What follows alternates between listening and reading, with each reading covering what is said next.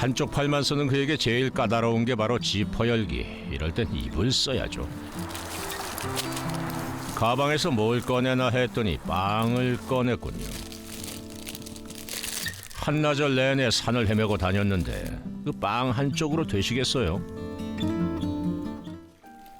곡괭이로 얼음을 깨는가 싶더니 얼음 조각을 먹기 시작하는 남자. 이걸 이렇게 막 드세요? 응.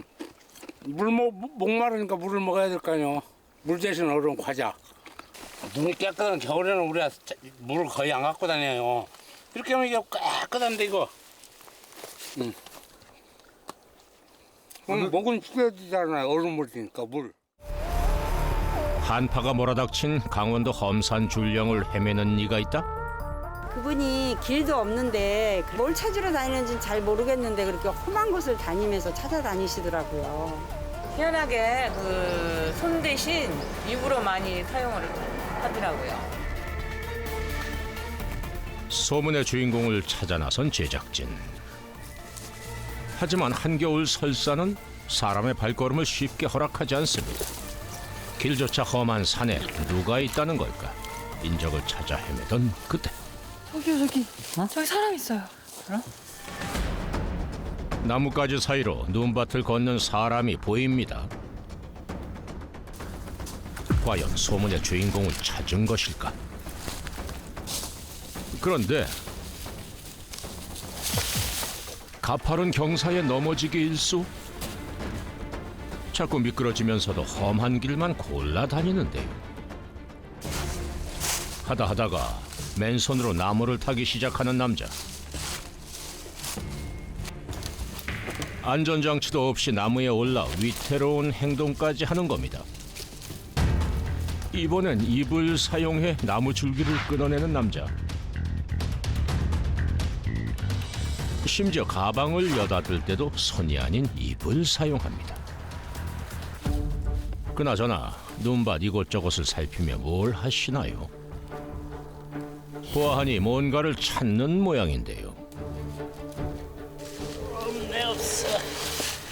에이구. 그런데 남자의 왼쪽 소매가 비어 있습니다. 한쪽 팔을 잃었는지 자꾸만 넘어지는 남자. 그의 특별한 산행을 지금 따라가 봅니다.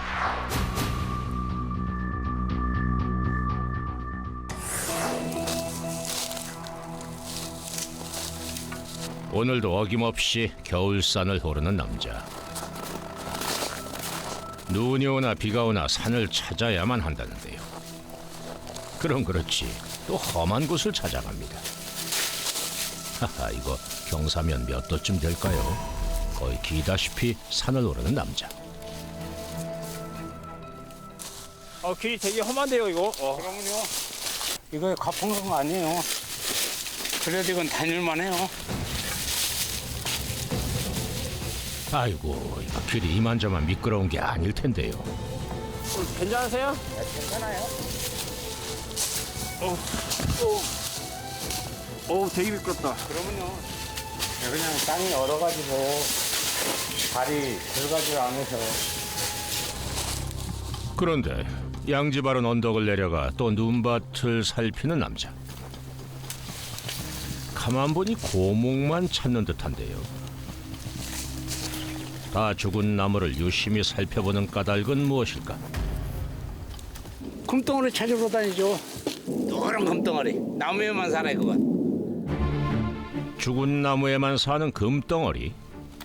일단 남자를 따라가 보기로 했습니다. 없네 없어. 에이구. 남자가 굳이 겨울 산행을 택하는 데에는 그럴 만한 이유가 있다는데요. 이 겨울 그 위험해도 그 겨울에 하는 이유는 시야가 멀리 보이잖아. 낙엽이 있을 때는 이 앞에만 보이잖아요. 그죠? 근데 지금 예를 들어서 뭐 몇십 메다도 환히 보이잖아요. 뭐가 달려 있는지를 볼 수가 있잖아요. 나뭇잎이 다 떨어지고 가지만 남은 겨울산이야말로 금덩어리 찾기에 최고의 조건이라는 남자. 그런데 그때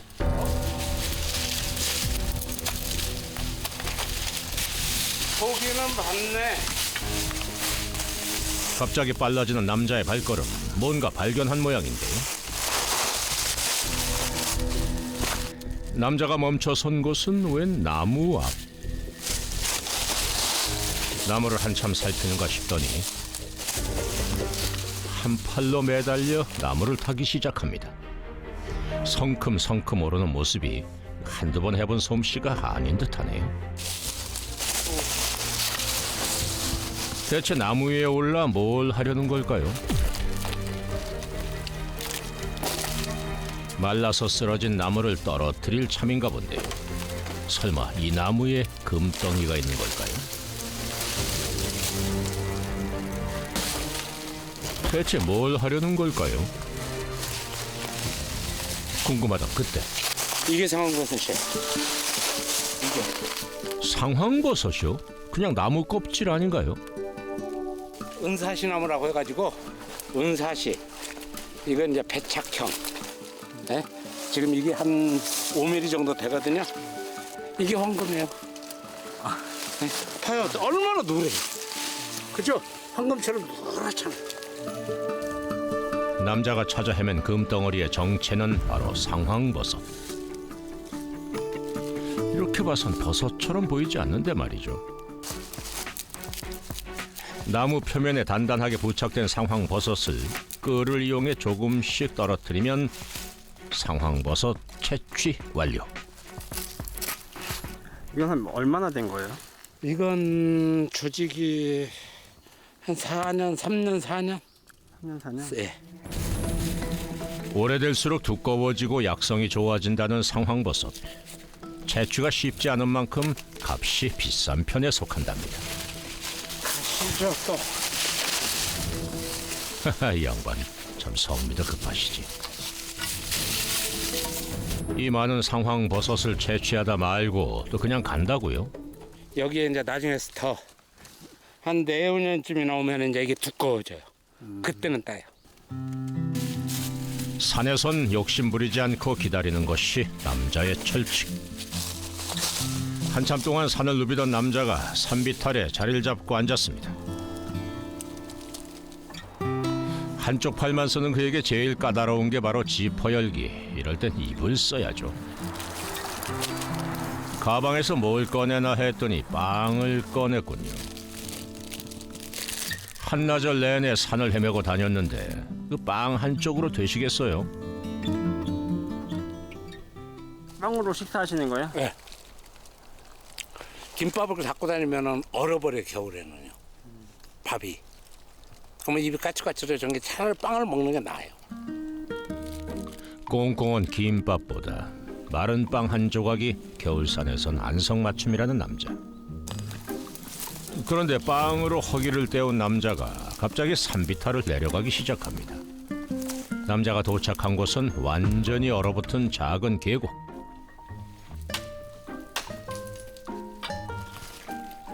곡괭이로 얼음을 깨는가 싶더니 얼음 조각을 먹기 시작하는 남자. 이거 이렇게 막 드세요? 목마르니까 물을 먹어야 될 거 아니에요. 물 대신 얼음 과자. 눈이 깨끗한 겨울에는 우리가 물을 거의 안 갖고 다녀요. 이렇게 하면 이게 깨끗한데 이거.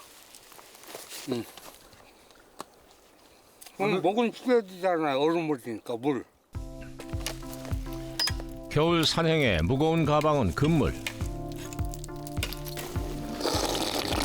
생수보다 더 맛있는 계곡물이 남자의 식수랍니다. 얼마나 시원해. 또다시 시작된 남자의 버섯 산행. 이게 아까 내가 얘기한 거 전나비 걸쳐있는 버섯이라고 했죠. 저 위에 하나 있죠. 여기는 커요. 오호, 제법 큼직한 녀석이 붙어있는데요. 생김새부터 아주 독특한데요. 이건 무슨 버섯인가요? 엄청 크죠. 엄청 큰데요? 네, 커요. 이게 잔나비가 쉴 때 여기 걸터 앉았다 그런 요리가 있는 잔나비 걸상. 원숭이가 걸터 앉는 의자 같은 버섯? 이름부터 심상치 않습니다. 좋은 거예요? 잔나비? 지금은 굉장히 좋은 버섯이죠. 옛날에는 이게 흔해가지고 많이 안 따는데 지금은 이것도 우리가 약초로 많이 필요한 버섯이에요. 버섯을 다릴 때. 해가 지기 전에 하나라도 더 채취하기에 걸음을 서두릅니다.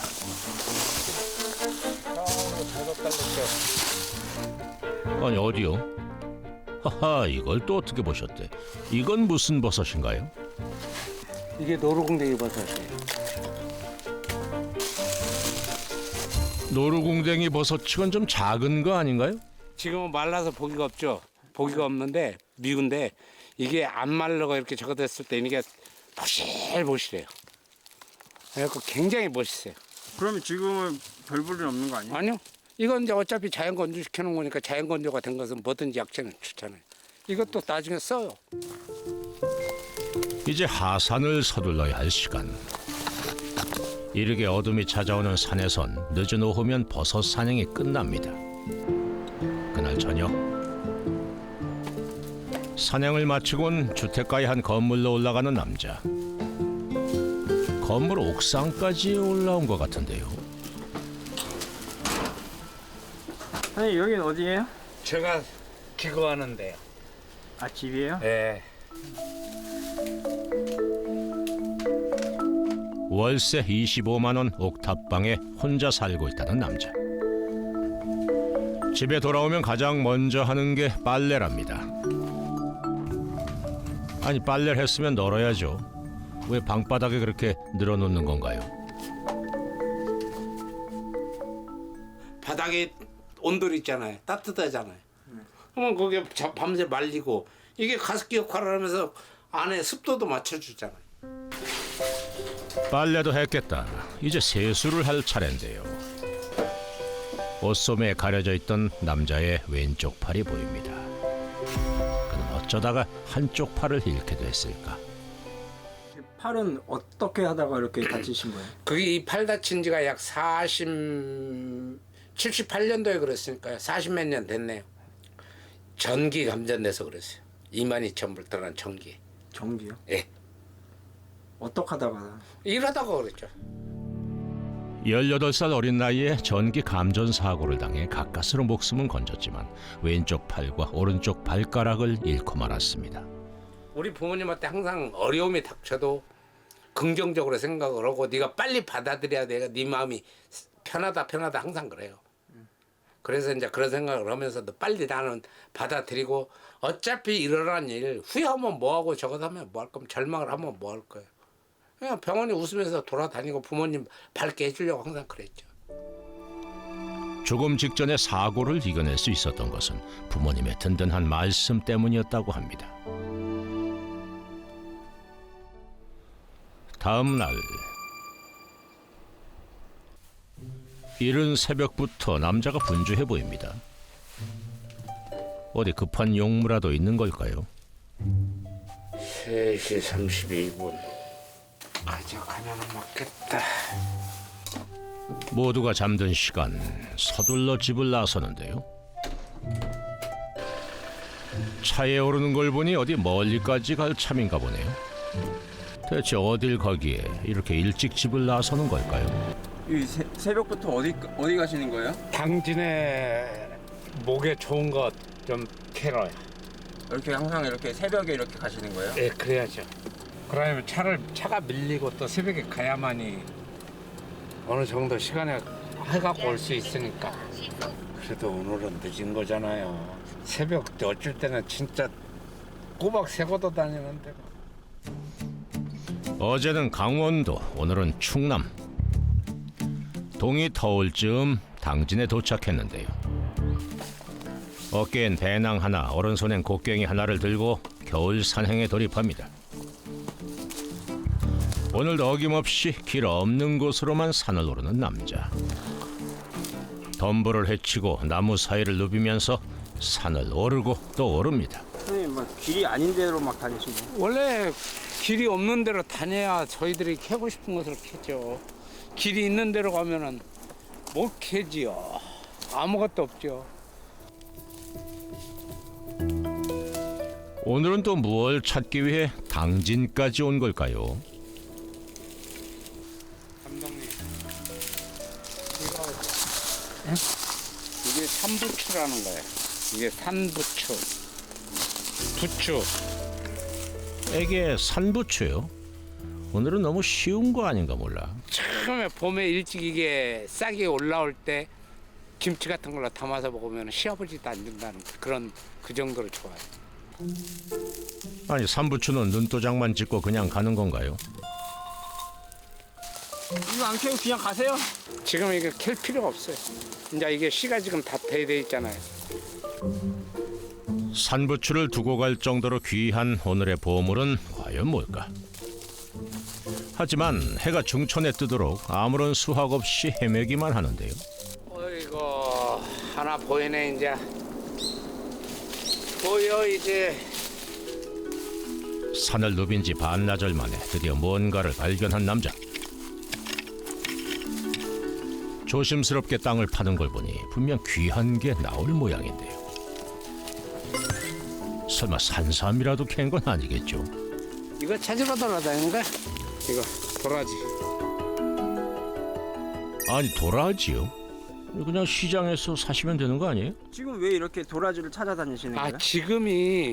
지금은 먹으면 도라지가 아린 맛이 안 나고 단맛이 나요. 겨울에 도라지가들이 뿌리에 이제 모든 기운을 다 받아갖고 땅 기운을 이 몸 안에 쥐고 있단 말이에요. 지금은.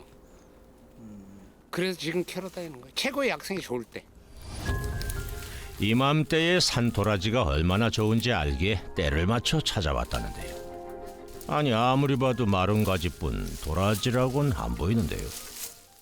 도라지 싹대. 아, 이게 도라지. 예. 도라지를 쉽게 찾을 수 있는 방법이 있다는군요. 아, 이런 걸 어떻게 보세요? 도라지는 햇빛이 많이 들어오고 바람이 통하고 양지 바른 거. 숲이 우거져 버리면 도라지가 자생을 못해요. 좋은 약초를 찾기 위해선 환경을 파악하는 게 우선이랍니다. 도라지를 캘 때도 남자만의 노하우가 있답니다.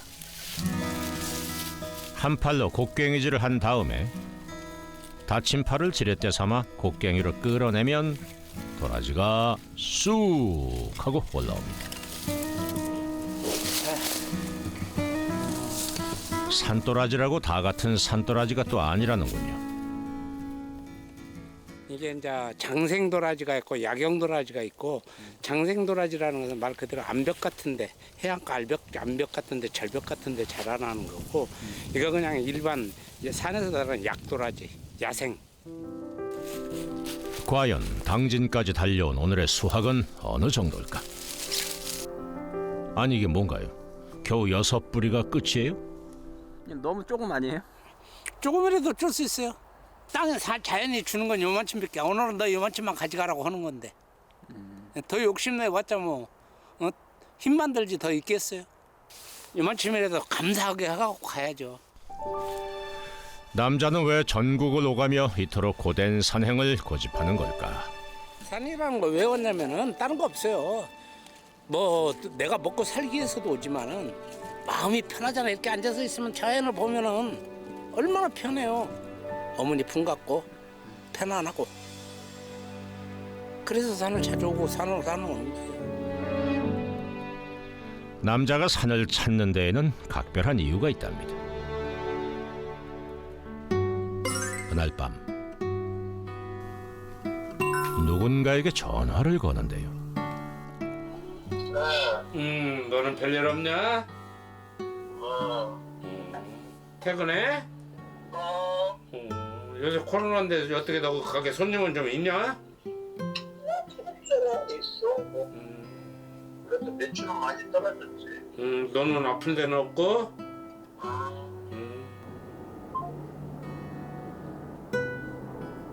누구예요? 우리 아들이요. 아들? 예. 얘네들한테 항상 저 미안한 마음밖에 없죠. 나한테는 진짜 소중한 아들이에요. 그 소중한 아들을 두고 그는 왜 홀로 옥탑방에 살고 있는 걸까? 제가 하던 일이 뭐 사업이라면 사업이고 그냥 조그만하게 하던 일이 잘못돼가지고 그걸로 인해서 이혼도 하고.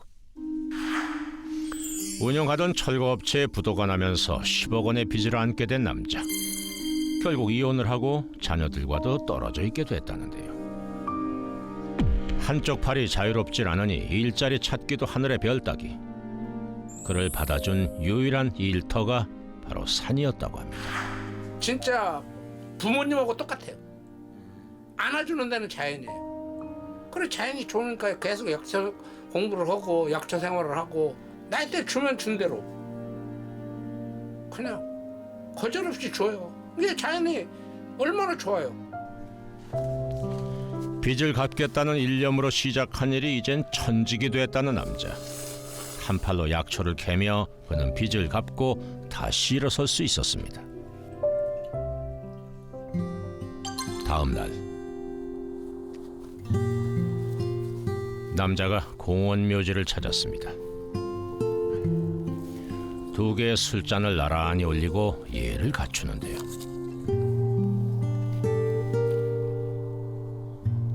그런데 무슨 일인지 한참 동안 고개를 들지 못합니다. 여긴 어디예요? 저희 부모님 산소에 저를 낳아주신 부모님들 산소예요. 자주 오세요? 거의 뭐 일주일에 한 번씩 올 때도 있는데 요즘 들어서는 내가 자주는 못 오네요. 명절이나 기일이 아니더라도 마음이 허전할 때면 부모님의 묘를 찾는다는 남자. 부모님 앞에 엎드릴 때면 죄스러운 마음뿐이랍니다. 제가 나이 그때 어렸을 때 이렇게 팔을 다쳤다고 그랬잖아요. 그 충격으로 인해서 우리 어머님과 좀 안 좋은 병을 얻었어요. 뭐 술, 담배 일치 안 하신데도 간경화로 돌아가셨어요. 간에 충격이 가가지고 이게 그래서 항상 부모님 산소 오면은 이제 마음이 아프죠. 어머니께서 돌아가신 게 모두 자신의 탓인 것만 같은 아들. 하지만 부모님 앞에 고개를 들 수 없는 또 다른 이유가 있답니다. 내가 못된 짓도 했어요. 사업 실패하고 이혼 오면서 여기서 그랬어요. 여기서 여기서 여기 가운데 들어놔가지고 여기서 약 먹고 내가 여기서 그런 거 항상 더 죄인이에요. 왜 그런 생각을 하셨어요? 나도 모르죠. 그때는 왜 그랬는가를 모르죠. 다시 살아난 것은 내가 더 남을 위해서 더 열심히 살아나는 부모님 가르침 같아가지고 지금 이제 진짜 열심히 살고 있어요. 부모님께서 다시 주신 2번째 인생이기에 더욱 열심히 멋지게 살아내겠다고 다짐해 봅니다. 그날 오후 남자가 웬일로 산이 아닌 도심을 걷습니다. 어딘가 문을 열고 들어가는데요. 가장 먼저 눈에 띈 것은 각양각색의 약초술입니다. 여긴 어디예요? 제 가게요. 가게요? 예. 그전에는 동생하고 있었는데 경기가 어려서 이제 동생은 빠져나가고 제가 혼자 하고 있어요. 약초 채취부터 가공, 판매까지 홀로 해내고 있다는 남자. 한쪽 팔이 불편하니 모든 일이 쉽지만은 않을 텐데요. 힘들 때도 있죠. 근데 마음을 힘들다고 생각하면 안 힘든 게 어디 있어요. 다 힘들죠. 이게 항상 즐거운 마음으로. 부지런히 산을 오가며 약초를 캐다 보니 어느새 10억의 빚도 다 갚아간다는 남자. 약초를 해서 벌어서 갚기도 하고 이제 뭐 한 1,200만 원 남았는데 그건 빚이 아니죠. 이제 다 갚은 거죠. 20년 동안. 어서 오세요. 동사무소 그랬죠? 네. 네. 가시죠. 네. 무슨 일일까? 가게로 찾아온 주민센터 직원과 함께 길을 나섭니다. 어디로 가는 건지 참 궁금한데요. 2 사람이 찾은 곳은 주택가의 다가구 건물. 네, 안녕하세요. 동사무소 어디서 나왔어요? 예. 아이고, 안녕하세요. 예, 그렇죠. 안녕하세요. 안녕하세요. 이거 차가버섯이에요. 아이고. 예, 이렇게 드리면 면은 좀 요즘 같은데 높아지고. 네. 그래서 이제 이거 전달해 주러 갔어요. 아유 고맙습니다. 아유, 그렇습니다. 이처럼 드시면 돼요. 예예예 예. 예. 이 차가봐서 받아주시니까 어떠세요? 아 좋죠. 혼자 사는 사람이 이렇게 챙겨주니까. 9년째 지역의 독거 어르신들을 찾아다니며 나눔을 실천하는 데에는 특별한 이유가 있다고 합니다. 살아계실 때 못한 효도를 이제 지금 계시는 어르신들이 내 부모다 생각하고 하는 거죠. 다른 거 없어요. 그래야 내가 행복하고 마음이 편하니까 하는 거예요. 며칠 후 오늘도 남자는 설산을 오릅니다.